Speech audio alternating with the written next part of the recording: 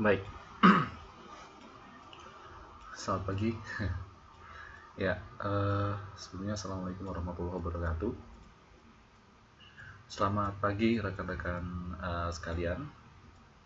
Program belajar Cerbakat C kelas 11 semester 3. Sebelumnya saya mohon maaf yang sebesar-besarnya karena rekaman pada pelajaran terakhir kemarin, pertemuan ke-6, tepatnya pada hari Senin tanggal 13 atau tanggal 14 Februari 2017 kemarin, karena ada kendala jaringan ya. Tadinya saya menggunakan komputer rumah saya, kemudian sudah saya uploadkan sejak dari pagi gitu ya, untuk kelas malam setiap harinya begitu. Tapi ternyata jaringannya jelek sekali ketika saya harus next slide atau klik slide selanjutnya untuk materi saya tidak bisa jalan, dan akhirnya saya pindah kemarin, kalau kalian masih ingat, pindah ngajarnya dengan menggunakan handphone saya, dengan tab saya. Tapi jadi kendala di situ adalah tetap saja saya tidak bisa melihat materinya. Sebenarnya sudah saya record, sudah saya rekamkan di handphone saya, tapi ketika saya buka hasil rekamannya, suaranya tidak keluar. Jadi ya tidak bisa saya uploadkan gitu. Jadi ya saya punya inisiatif supaya teman-teman sekalian yang tidak hadir pada malam hari itu bisa melihat lagi atau bisa mempelajari lagi materi yang saya sampaikan pada malam hari itu. Ya saya punya inisiatif untuk merekamkan ulang ya selama kurang lebih 1 jam ke depan. Ya nggak masalah, karena mumpung saya masih ada senggang waktu untuk hari libur hari Minggu ini ya. Mohon maaf, saya baru sempat untuk merekamkan kembali materi sosiologi pada pertemuan terakhir kemarin tanggal 13 Februari 2017.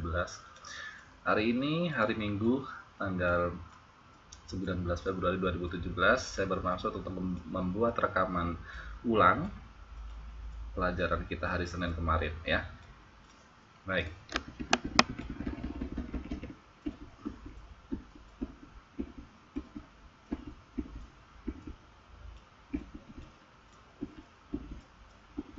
Ya, yang akan kita pelajari pada malam hari ini adalah terkait dengan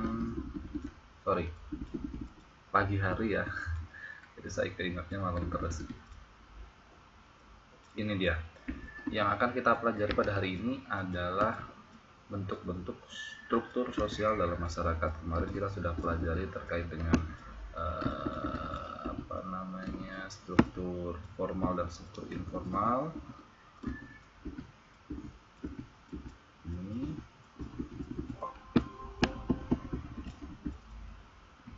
Kemudian kita lanjutkan ke bentuk-bentuk struktur sosial.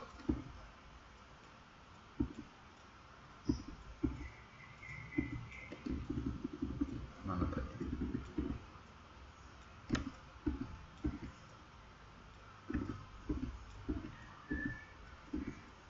Ini. Benar kan ya? Sebentar.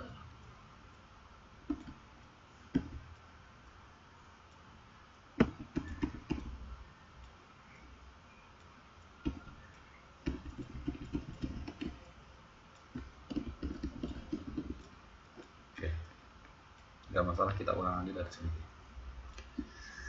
ya. Baik, sebelum kita mulai materi pada hari ini, kita berdoa dulu sebelumnya supaya apa yang kita pelajari bisa mendapatkan manfaat, bisa mendapatkan berkah, dan juga dapat berjalan dengan lancar tanpa halangan suatu apapun. Berdoa menurut keyakinan dan agamanya masing-masing. Berdoa, saya persilahkan.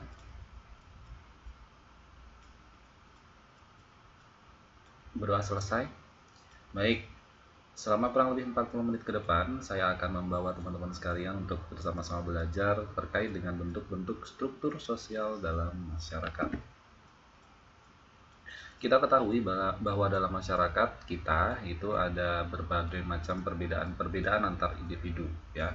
Tidak hanya warna kulit, tidak hanya penggunaan pakaian ya, kemudian tidak hanya bahasa, karena kita warga Indonesia itu dibangun dari berbagai macam perbedaan antara satu dengan yang lainnya. Nah, yang kita bahas pada kesempatan hari ini adalah perbedaan antar individu tersebut adalah tentang kelas atau golongan-golongan tertentu sesuai dengan peran dan status yang dimilikinya. Jadi dalam kita hidup dalam bermasyarakat, kita tentu saja akan menemui berbagai macam perbedaan antar individu. Nah, yang jelas perbedaan yang akan kita pelajari pada kesempatan hari ini adalah tentang perbedaan kelas-kelas sosial atau golongan-golongan tertentu dalam kehidupan. Nah, apa itu sebenarnya status?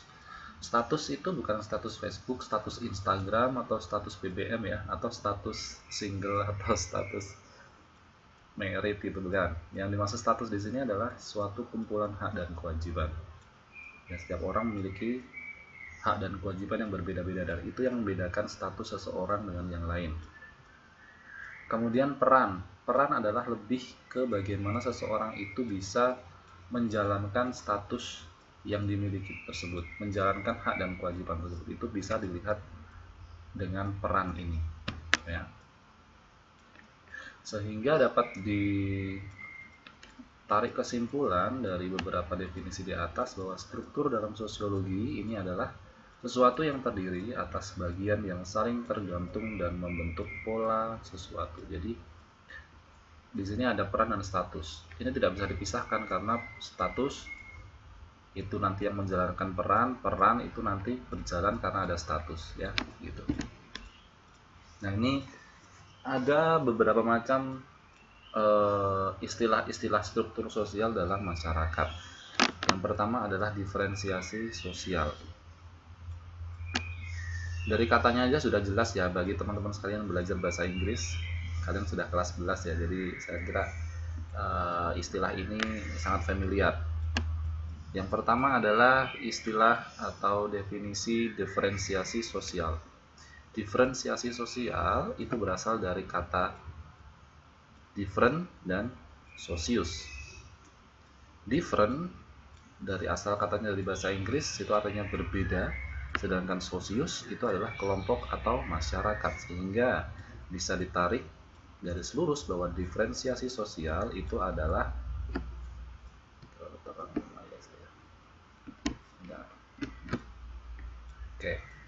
jadi diferensiasi sosial di sini dalam arti gabungan dari dua definisi kata different dan socius itu adalah pembedaan masyarakat ke dalam kelompok-kelompok tertentu secara horizontal, tidak bertingkat. Ya, biasanya diferensiasi sosial ini adalah istilah bagaimana kita membedakan masyarakat ke kelompok-kelompok tertentu, tapi tidak dalam tingkatan-tingkatan mana yang tinggi mana yang rendah, tidak. Jadi pembeda antara masyarakat satu dengan yang lain itu sama, ya. Misalnya perbedaan ras, perbedaan etnis, perbedaan suku bangsa, perbedaan agama, jenis kelamin, itu kan tidak ada tingkatan-tingkatannya. Nggak ada ras yang lebih bagus, ya. Nggak ada ras yang tingkatannya lebih tinggi daripada ras lainnya. Kemudian etnis juga semuanya sama. Agama juga seperti itu. Agama mungkin berbeda-beda ya antara satu dengan yang lainnya. Di Indonesia sendiri ada beberapa agama yang diakui, ya, dan semuanya itu tidak, kalau kita lihat dari kacamata negara gitu ya, semua itu dipandang sama, bahwa agama itu juga mengajarkan kepada ketuhanan dan mengarah kepada kebaikan, gitu. Pekerjaan, kalau dilihat dari pekerjaan, kita hanya bisa melihat semua orang pekerjaan, semua ada beberapa orang memiliki pekerjaan dan itu tidak ada tingkat-tingkatannya gitu. Dan jenis kelamin itu juga tidak ada tingkatan-tingkatannya, jadi semua orang sama, laki-laki dan perempuan gitu. Nggak ada laki-laki yang lebih baik, perempuan yang lebih baik gitu. Jadi sama. Itu namanya diferensiasi sosial, di mana kita membedakan masyarakat satu dengan masyarakat yang lain secara horizontal, tidak ada tingkatan-tingkatannya. Jadi begitu. Semua unsur-unsur tersebut di atas tadi yang saya sebutkan memiliki derajat atau tingkatan yang sama. Misalnya agama. Tadi saya sudah katakan bahwa Dimanapun di dunia ini, antara agama satu dengan agama yang lainnya itu memiliki derajat dan kedudukan yang sama. Semua agama adalah baik, tidak ada agama yang lebih tinggi atau lebih rendah dari agama lain. Semuanya sama, mengajarkan kepada kebaikan, mengajarkan kepada ketuhanan, dan lain sebagainya. Paham ya? Yang kedua, tentang pembedaan ras misalnya. Pembedaan atau penggolongan manusia berdasarkan ciri fisik atau badannya. Jadi orang-orang yang dibedakan dari ras itu biasanya dilihat dari sisi fisik atau badaniahnya. Misalnya berdasarkan bentuk badan, ukuran tubuh, warna kulit, bentuk kepala, bentuk muka, kemudian warna rambut dan lain sebagainya. Nah, tidak ada yang membedakan bahwa warna kulit putih itu yang levelnya tingkatannya tinggi, kemudian warna yang kulit gelap itu tingkatannya rendah. Nggak bisa seperti itu. Pembedaan ras di sini tidak merupakan pembedaan masyarakat berdasarkan tingkatan-tingkatan, tidak. Ya, ukuran badan, ukuran tubuh itu subjektif. Orang hanya mungkin satu orang atau dua orang aja, atau hanya individu, persepsi individu saja yang menyebutkan bahwa menurut saya kulit putih itu lebih baik daripada kulit hitam. Nah, itu kan menurut dia. Bagaimana kalau dengan menurut orang-orang yang berkulit gelap? Mereka akan mengatakan bahwa kulit gelaplah yang memiliki tingkatan-tingkatan. Jadi tidak bisa di tingkat-tingkatkan ya gitu untuk perbedaan ras ini dalam kelompok masyarakat. Masyarakat setuju ya. Bangsa atau umat manusia itu setuju di dunia ini bahwa memang pembedaan ras itu merupakan ciri pembeda antara individu satu dengan individu lain, masyarakat satu dengan masyarakat lain, tetapi tidak ada tingkatan-tingkatan. Nah, ras-ras yang ada di dunia ini paling banyak itu adalah ras seperti Kaukasoid, ras Mongoloid, ras Negroid, dan ras-ras khusus meliputi ras-ras Bushman. Kemudian pembedaan agama ya. Agama ini mempersatukan manusia ke dalam suatu komunitas yang namanya keimanan. Sehingga di dalam masyarakat kita jumpai pembedaan agama berdasarkan kepercayaan dan keimanan yang terwujud dalam agama tersebut. Nah, kita hanya bisa membedakan bahwa si A agamanya A, si B agamanya B, si C agamanya C gitu. Tidak ada si A itu tingkatan agamanya lebih tinggi daripada si B, enggak. Di sini kita membicarakan diferensi sosial di mana pembedaan masyarakat itu tidak berdasarkan tingkatan-tingkatan tertentu. Dan apa saja pembedanya yang tadi ada ras, ada agama gitu ya. Misalnya kelompok masyarakat yang beragama Islam, Kristen, Katolik, Hindu, dan Buddha semuanya sama gitu ya. Kelompok yang beragama. Yang membedakan adalah dia memeluk agama apa, bukan tingkatan-tingkatan mana yang lebih baik. Kemudian yang selanjutnya pembedanya adalah suku bangsa. Suku bangsa merupakan golongan manusia yang terikat oleh kesadaran dan identitas atas kesatuan budaya, sedangkan kesadaran dan identitas tersebut sering dikuatkan oleh kesatuan bahasa. Ya, pembedaan suku bangsa itu adalah biasanya terkait dengan budaya-budaya yang berkembang di suatu wilayah. Misalnya di Indonesia banyak sekali suku-suku yang terikat sama budaya-budaya yang berbeda juga, seperti suku Jawa, seperti bangsa Jawa, Madura, Batak, dan lain-lain. Dari suku bangsa ini bisa dilihat karakternya, kemudian bahasanya, adat dan istiadatnya, kemudian apalagi makanan daerahnya dan sebagainya. Kita tidak bisa membedakan atau menjustifikasi atau menilai bahwa misalnya Jawa itu yang tingkatannya paling tinggi dari Madura, tidak. Semuanya sama. Suku bangsa itu tidak merupakan ciri khas pembeda untuk menentukan tingkatan-tingkatan, perbedaan-perbedaan tingkatan dalam masyarakat. Pekerjaan misalnya, pembeda pekerjaan ini juga merupakan pembeda yang tidak melihat tingkatan atau level-level. Pekerjaan atau profesi itu merupakan suatu jenis pekerjaan yang ditekuni oleh seseorang individu atau kelompok guna memenuhi kebutuhannya.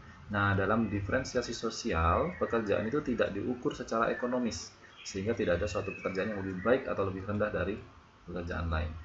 Untuk membedakan pekerjaan, kita tidak akan melihat gajinya berapa gitu ya. Tidak melihat dari sisi ekonomis berapa penghasilan yang diterima. Yang dilihat dari pembedaan pekerjaan di sini adalah suatu profesi yang ditekuni oleh seseorang individu, karena memang orang-orang itu dalam memilih pekerjaannya itu akan sesuai dengan minat yang dia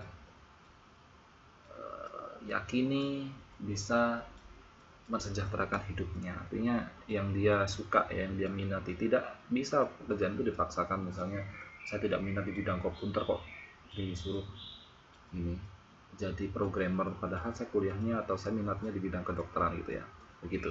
Jadi pembedaan pekerjaan di sini adalah perlu diingat lagi bahwa tidak melihat dari sisi ekonomis atau berapa pendapatan yang dihasilkan, berapa gaji yang dihasilkan, sehingga pembedaan pekerjaan antara individu dengan individu yang lain adalah lebih ke profesi yang dia tekuni sebagai kegiatan atau aktivitas dalam memenuhi kebutuhannya. Misalnya ada orang yang berprofesi dokter, ada juga orang yang berprofesi pengrajin.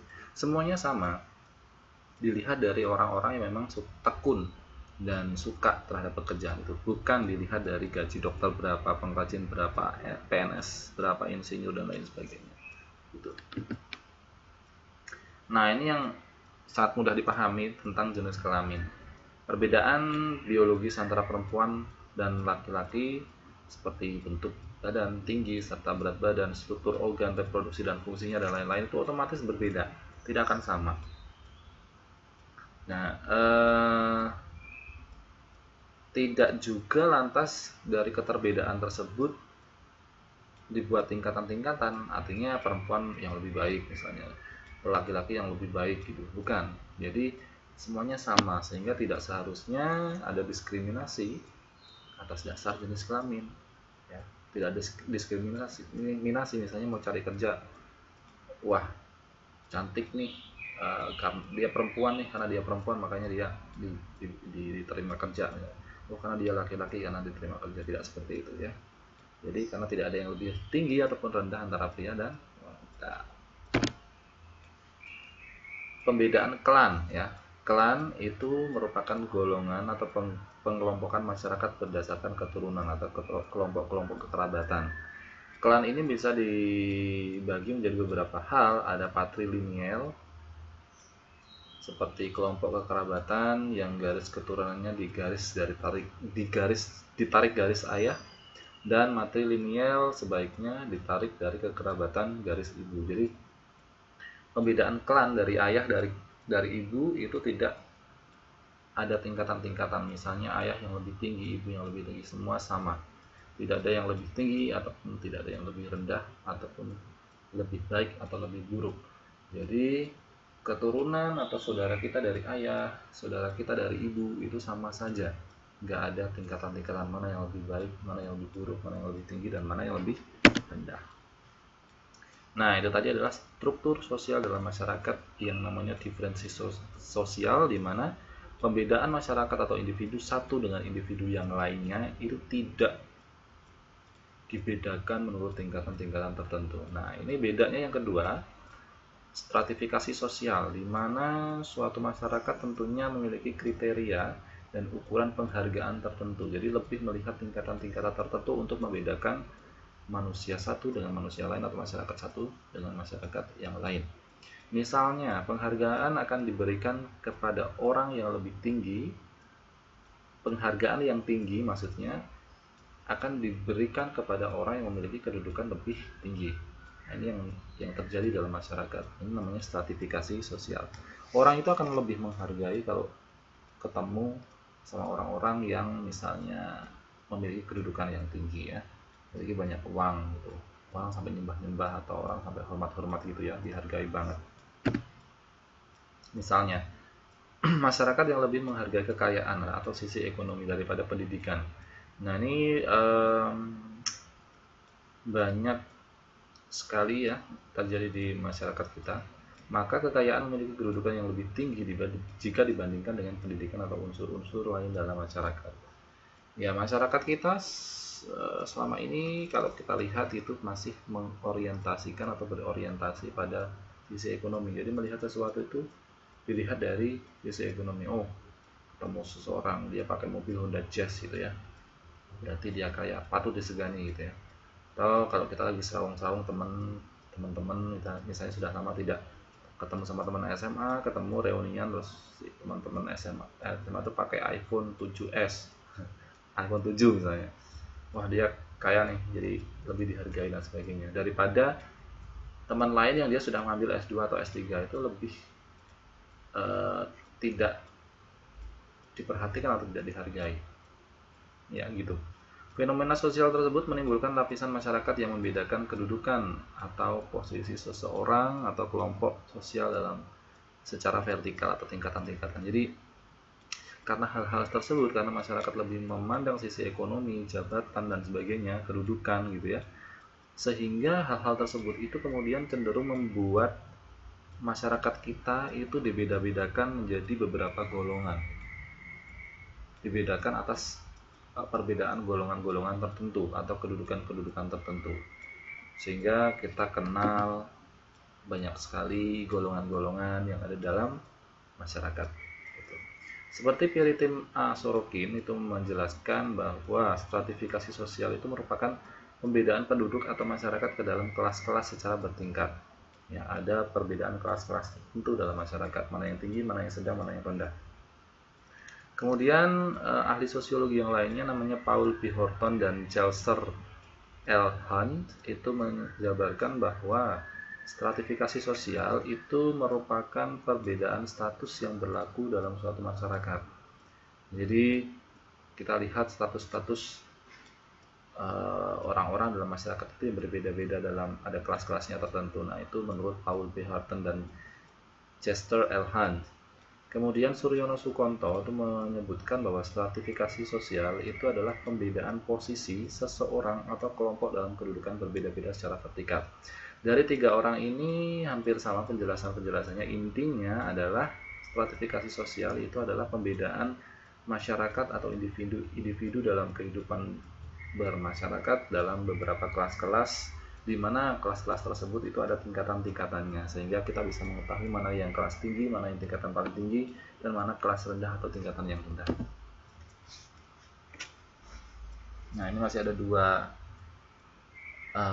ahli lagi dalam bidang sosiologi menyebutkan bahwa stratifikasi sosial itu adalah hasil kebiasaan hubungan antar manusia secara teratur dan tersusun hingga setiap orang setiap saat memiliki situasi yang menentukan hubungannya dengan orang secara vertikal maupun mendatar dalam masyarakatnya.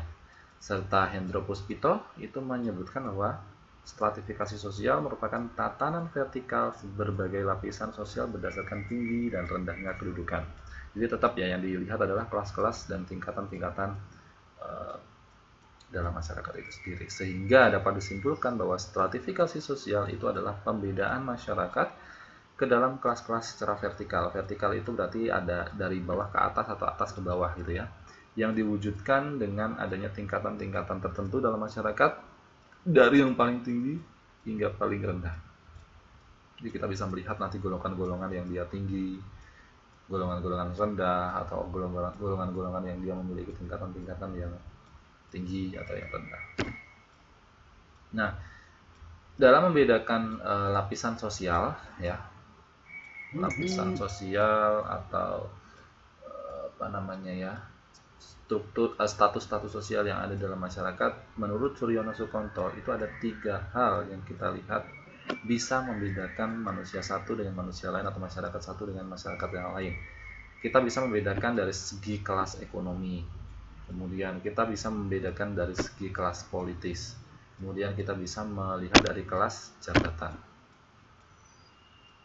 Nah, ada lagi orang yang membedakan golongan-golongan dalam masyarakat. Yang pertama bisa dilihat dari ukuran kekayaan dan ukuran kekuasaan. Ukuran kekayaan itu bisa dilihat dari siapa saja yang memiliki kekayaan yang paling banyak, dia akan masuk ke dalam lapisan sosial teratas. Jadi dilihat dari ukuran kekayaan, misalnya rumahnya ada berapa, apartemennya bertingkat berapa, mobilnya yang dimiliki berapa, sawah ladang yang dimiliki berapa. Jadi segala hal yang dia yang merujuk pada inventaris kekayaan ini masuk pada penilaian ukuran kekayaan. Barang siapa yang memiliki kekayaan yang paling banyak, dia akan masuk dalam lapisan sosial teratas. Sebaliknya, kalau dia tidak memiliki kekayaan, misalnya orang-orang miskin dan sebagainya, dia akan masuk ke lapisan sosial yang paling bawah.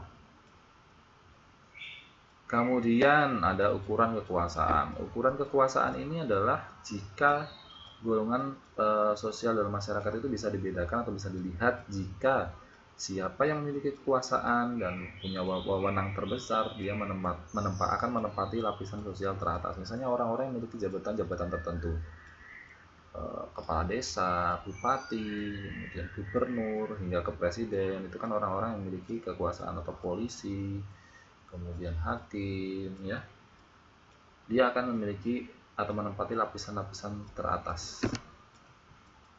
Kemudian juga ada yang namanya ukuran kehormatan. Orang yang paling disegani dan dihormati. Jadi yang termasuk atau dalam kategori orang-orang yang bisa dinilai dari ukuran kehormatan ini adalah orang-orang yang paling disegani atau dihormati. Mereka itu otomatis akan mendapatkan dan menduduki lapisan sosial teratas. Misalnya, ini banyak sekali dijumpai di dalam masyarakat-masyarakat yang belum modern, masih tradisional, misalnya di desa-desa, atau dia di lingkungan-lingkungan yang masih menjunjung tinggi adat kebudayaan lokal, tradisional, dan sebagainya. Itu biasanya orang-orang ini adalah golongan-golongan tua, orang-orang tua yang pernah berjasa kepada masyarakat. Misalnya, pahlawan kemerdekaan perjuangan 45 sekarang masih hidup. Nah, kita biasanya akan menghormati dan menyegani mereka, ya, karena dulu sudah berjasa membebaskan negara dari penjajah, dan kita hormati, kita segani gitu. Apapun yang mereka katakan biasanya kita dengarkan, kita kita cermati dan sebagainya. Kemudian ukuran ilmu pengetahuan. Nah, ini yang biasanya dimaknai negatif oleh masyarakat. Ternyata yang dipahami oleh masyarakat pada zaman sekarang ini bukan ukuran ilmu pengetahuan yang dia miliki, tetapi biasanya dilihat dari gelar kesarjanaan atau ijazahnya. Jadi memang ilmu yang dimiliki seseorang itu tidak bisa diukur secara jelas, sehingga masyarakat itu lebih mudah melihat, ya, kadar keilmuan seseorang itu dari ijazahnya, ya, gelar kesarjanaannya, misalnya doktor, kemudian S1, sarjana, D3, S2, S3, dan sebagainya. Mereka akan cenderung melihat ke gelar sarjana, padahal gelar atau ijazahnya tersebut itu belum tentu menentukan kadar keilmuan seseorang, karena memang kadar keilmuan seseorang itu memang tidak bisa diukur secara gamblang atau secara nyata bisa dilihat, gitu ya. Itu yang gampang dilihat adalah kesarjanaan atau ijazahnya. Orang-orang akan lebih melihat kepada bukti fisik, yaitu ijazah atau gelarnya. Nah, ini ada beberapa hal yang kita pelajari lagi terkait dengan sifat-sifat stratifikasi sosial. Ada yang terbuka, ada yang tertutup. Yang terbuka contohnya adalah seorang anak presiden belum tentu dapat mencapai kedudukan sebagai presiden. Warga masyarakat pada umumnya ada kemungkinan dapat mencapai kedudukan sebagai presiden. Jadi sifat stratifikasi yang pertama adalah terbuka. Jadi untuk menempati stratifikasi sosial tertentu atau tingkatan-tingkatan tertentu itu terbuka peluang bagi semuanya, ya. Walaupun dia anak presiden, kalau sifatnya terbuka ini dia belum tentu bisa menjadi presiden, tetapi warga lain bisa presiden. Tapi kalau tertutup, masyarakat dengan sistem stratifikasi tertutup seperti ini itu biasanya ada di India, ya. Satu-satunya jalan untuk menempati lapisan-lapisan tertentu atau tingkatan-tingkatan tertentu biasanya berdasarkan keturunan. Misalnya golongan-golongan bangsawan. Jadi kalau dia keturunan bangsawan, dia otomatis akan menjadi stratifikasi golongan-golongan bangsawan. Tidak ada kemudian ada pilihan atau rekrutmen yang membuka golongan-golongan bangsawan. Jadi siapapun yang dia bukan golongan bangsawan bisa jadi golongan bangsawan, nggak bisa. Jadi kalau tertutup itu biasanya langsung dari keturunan, gitu. Ada juga yang campuran. Ini biasanya ada di Bali, ya. Di Bali itu terkenal dengan sistem atau budaya kasta yang tertutup dan tidak memungkinkan adanya anggota masyarakat berpindah sosialnya. Namun, kadang-kala di bidang lain seperti ekonomi, masyarakat Bali itu tidak mengenal kasta. Jadi dilihat dari bidang-bidang tertentu.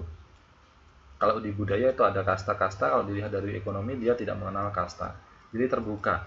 Barang siapa yang ingin bekerja di PT apa atau di perusahaan apa atau di kantor apa, dia terbuka peluang bagi semuanya, tidak diperuntukkan kepada kasta-kasta tertentu, ya. Nah, ini hal-hal yang terjadi ketika stratifikasi sosial itu ada dalam masyarakat. Timbulnya kelas-kelas sosial. Jadi ada tingkatan-tingkatan tertentu yang membedakan antara manusia satu dengan manusia yang lainnya. Kemudian yang kedua adalah kesenjangan sosial. Ada kesenjangan-kesenjangan tertentu, ada perbedaan-perbedaan jarak status sosial masyarakat satu dengan masyarakat yang lainnya. Gapnya sangat kelihatan antara kelompok atas dengan kelompok bawah. Itu tidak akan pernah ketemu. Kemudian polarisasi power. Jadi pembagian kekuatan, ya, ini bisa disebut dengan pembagian kekuatan. Biasanya kelas atas dan kelas bawah itu tidak lagi didasarkan hanya pada kehormatan saja, tetapi lebih pada unsur kepentingan dan kekuatan dari dua kelompok masyarakat tersebut yang saling berlawanan. Semakin dia memiliki kelas sosial yang tinggi, dia memiliki kekuatan atau power yang besar dalam melakukan sesuatu, misalnya untuk menentukan kebijakan, untuk melakukan sesuatu. Tetapi bagi golongan-golongan bawah, dia memiliki power yang sangat lemah, gitu ya. Bahkan tidak memiliki power. Jadi hanya untuk menuntut misalnya kebijakan-kebijakan tertentu tidak sesuai dengan orang-orang golongan bawah itu sangat sulit, ya. Gitu. Ya, itu mungkin yang bisa saya sampaikan teman-teman sekalian, hanya untuk sekedar review saja dan merekamkan kembali apa yang saya sampaikan pada minggu lalu sehingga bisa dipelajari kembali. Dari saya kurang lebihnya mohon maaf, bisa dicek lagi ya video rekamannya, dan kita akan lanjutkan ke pertemuan yang akan datang hari Senin besok. Jangan lupa ya. Jadi saya kurang lebihnya mohon maaf, saya akhiri. Assalamualaikum warahmatullahi wabarakatuh dan selamat beraktivitas.